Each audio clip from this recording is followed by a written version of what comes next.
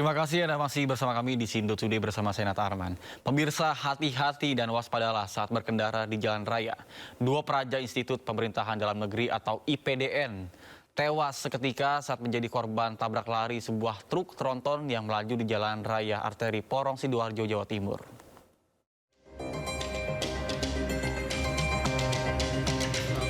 Nasib malam menimpa Adinata Putra Ali, 23 tahun, warga desa Ponokawan Krian, Sidoarjo, dan Azra Sabil Alvina, 23 tahun, warga desa Urang Agung, Sidoarjo Kota. Bermaksud menyelesaikan skripsi di Sidoarjo, peraja Institut Pemerintah Dalam Negeri IPDN ini justru tewas di jalan raya arteri Porong Sidoarjo. Menurut keterangan polisi, kecelakaan tabrak lari ini terjadi bermula ketika motor yang ditumpangi kedua korban tergelincir akibat hujan deras. Naas, di saat bersamaan melaju sebuah truk tronton yang melaju kencang dan langsung melindas kedua korban, lalu kabur melarikan diri. Kondisi cuaca hujan deras sehingga mengakibatkan kendaraan Honda Megapol tersebut jatuh dan tergelincir. Dan dari arah yang sama datang sebuah kendaraan truk tronton yang tidak diketahui nopolnya menabrak dan melindas pengendara dan yang diboncengnya, sehingga mengakibatkan pengendara dan yang diboncengnya meninggal dunia. Dan saat ini kami masih melakukan penyelidikan terhadap supir truk tronton yang tidak diketahui nopolnya. Oleh pihak keluarga, kedua jenazah peraja IPDN ini telah diambil untuk dimakamkan.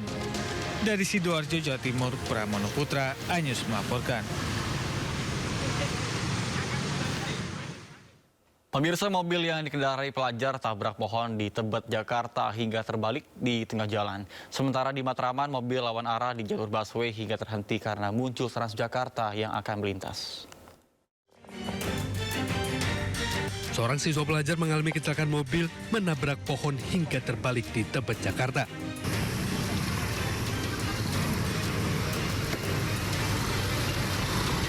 Peristiwa berawal saat mobil yang melaju dari arah Bukit Turi menuju Manggarai, Jakarta Selatan, namun tiba-tiba mobil oleng dan menabrak pohon di tepi jalan hingga akhirnya terbalik.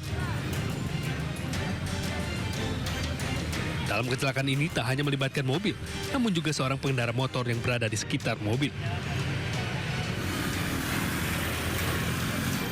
Akibatnya mobil mengalami rusak parah sementara motor rusak di bagian lampu depan. Dugaan sementara kecelakaan karena pengemudi mobil yang merupakan pelajar kurang konsentrasi saat mengemudi.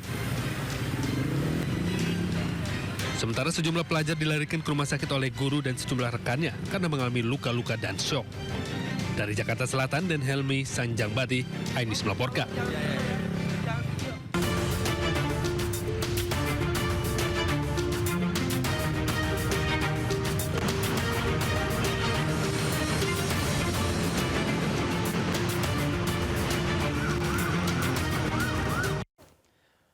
Pemirsa, saatnya kita simak pantauan lalu lintas hari ini dan kami telah terhubung dengan Bribtu Eklesia Putri Huta Barat dari NTMC Polri yang kini berada di kawasan Ragunan, Jakarta Selatan. Baik, selamat pagi Bribtu Eklesia, bagaimana pantauan lalu lintas dari tempat Anda melaporkan? Silakan. Baik, terima kasih Nata dan selamat pagi pemirsa, bersama kami dari NTMC Korlantas Polri akan menginformasikan situasi arus lalu lintas. Saat ini saya berada di kawasan Kuningan, Jakarta Selatan. Dapat kita lihat bersama situasi arus lalu lintas pada pagi hari ini tampak cukup ramai dan tetap kondusif lancar dari berbagai arahnya, yakni dari arah Mampang yang akan lurus menuju ke arah Kuningan maupun yang akan berbelok kiri menuju ke arah Semanggi. Tampak cukup ramai namun tetap kondusif lancar. Kami menghimbau kepada seluruh pengendara pastikan selalu menjaga jarak aman kendaraan Anda dengan kendaraan lainnya dan selalu menjaga batas maksimal kecepatan kendaraan Anda. Dan bagi para pejalan kaki yang melintasi kawasan ini tetap berhati-hati pada saat Anda sedang menyeberang jalan dan dapat menggunakan zebra cross yang telah tersedia. Dan juga untuk situasi arus lalu lintas selanjutnya dari arah Gatot Subroto ataupun Semanggi yang akan menuju ke arah Cawang pada pagi hari ini tampak cukup kondusif lancar, begitu pula di arah sebaliknya. Perlambatan kecepatan kendaraan hanya terjadi jelang traffic light saja, selepasnya kendaraan dapat melaju dengan kecepatan normal. Kami mengucapkan terima kasih kepada seluruh pengendara yang tetap berhenti di belakang garis stop pada saat mengantri jelang traffic light. Dan di long weekend kali ini kami menghimbau bagi seluruh pengendara yang akan menuju ke tempat-tempat wisata untuk selalu mengecek kembali setiap platform media sosial berkaitan dengan informasi cuaca dan juga rekayasa lalu lintas yang berlaku pada kawasan tersebut agar dapat disesuaikan dengan perjalanan Anda. Dan tentunya tetap patuhi aturan berlalu lintas demi kenyamanan dan keselamatan kita bersama. Berdasarkan data IRSMS Korlantas Polri, angka kecelakaan lalu lintas di seluruh Indonesia per 1 kali 24 jam terjadi 220 kasus laka lantas yang mengakibatkan 22 orang meninggal dunia, 31 orang luka berat dan 260 orang luka ringan. Dari kasus laka lantas tersebut 65% terjadi pada waktu siang hari. Untuk itu kami menghimbau kepada seluruh pengendara pastikan selalu meningkatkan konsentrasi Anda pada saat berkendara dan tidak melakukan aktivitas lain yang dapat memecah konsentrasi Anda. Bagi Anda pemirsa yang ingin mendapatkan informasi situasi arus lalu lintas selengkapnya, dapat menghubungi call center kami di 1500669 ataupun melalui SMS Center di 9119. Selamat beraktivitas, hati-hati di jalan dan salam presisi. Demikian Bribtu Eklesia melaporkan, kembali kepada Nata. Silakan. Baik, terima kasih Bribtu Eklesia Putri Huta Barat atas laporan dari kawasan Ragunan, Jakarta Selatan. Selamat bertugas kembali dan salam presisi.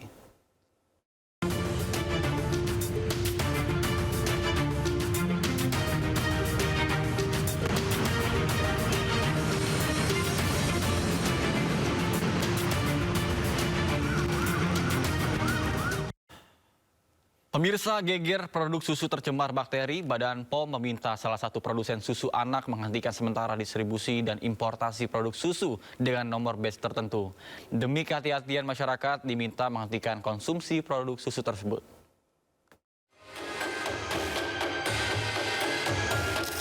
Menyusul peringatan Badan Keamanan Pangan Eropa terkait produk susu formula PT Nestle mengandung bakteri berbahaya, BPOM langsung turun tangan. Dari penelusuran data importasi BPOM, susu formula bayi yang diproduksi Nestle Swiss SA di pabrik Konol Vegan Swiss juga diimpor ke Indonesia, yaitu produk S26 Promil Gold PH Pro 1 untuk usia 0 hingga 6 bulan. Namun khusus untuk 2 nomor batch tertentu.